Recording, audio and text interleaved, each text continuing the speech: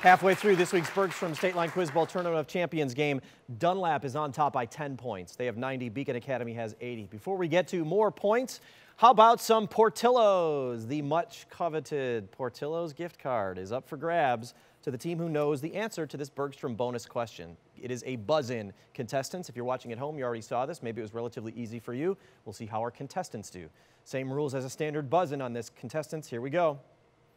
Born Norma Jean Mortensen, this blonde bombshell would go on to appear Ken. Monroe. Marilyn Monroe is correct. She would go on to appear in films like Diamonds Are a Girl's Best Friend and The 7-Year Itch. She was actually born this weekend in 1926, June 1st. Congratulations, Ken. No matter what happens, you and the team get to party at Portillo's. Nice work. All right, let's move on to our lightning round now. 3 different categories to choose from. The team that won the coin toss will get to pick first, and that is Beacon. Each category has 10 questions, and if you run this category in 60 seconds, you could get 100 points. Anything you don't get, then Dunlap, you will get to clean up in 30 seconds, and then we'll flip-flop positions for the remaining 2 categories. So Annika and Beacon, these are your categories to choose from. The solar system, old, tall structures, and college nicknames. Which one do we want? Either structures. Solar system.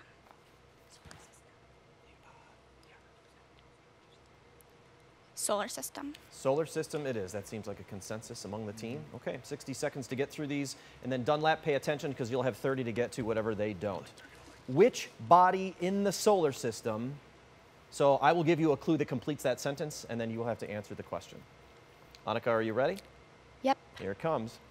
Which body in the solar system has been called Earth's twin because of its size? Venus. Venus. Correct. Is the largest moon? Titan. Incorrect. Contains most of the solar system's mass? The sun. Correct. Is orbited by Phobos and Deimos? Mars. Correct. Was demoted from planetary status in 2006? Pluto. Correct. Is a planet whose orbit is tidally locked?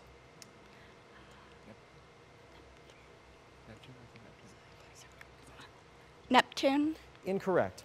Was described in historical accounts from 240 BC and 164 BC? Saturn. Incorrect. Is the most volcanically active object in the solar system? Io. Yeah. Is it? It's sure. Io. Correct. Was the first asteroid discovered? Buzzer got you there, no time to answer, and there's one that we didn't get to. So you got 5 of them correct, half of the potential points. You are now up by 40. Dunlap, you have 30 seconds to get through these rest 5. I guess you've heard all but one of them, right? So you may have a little bit of a head start there, but 30 seconds on these. Ken, are you set? Remember, you can confer, but I need to hear from you. The clock begins when I give you this first one. Which body in the solar system is the largest moon? Ganymede. Correct. Is a planet whose orbit is tidally locked? Uranus. Incorrect. Was described in historical accounts from 240 BC and 164 BC? Halley's Comet. Correct. Was the first asteroid discovered?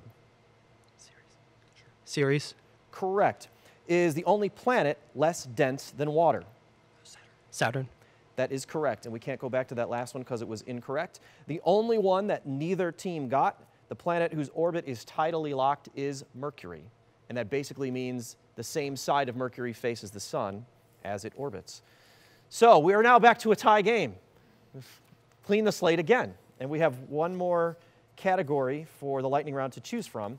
So Ken and Dunlap, these are the 2 that are left, and these are your choices. Old, tall structures or college nicknames? Old, tall structures. Sports scared you away, huh? If you have a sports expert, sometimes those you could really clean up.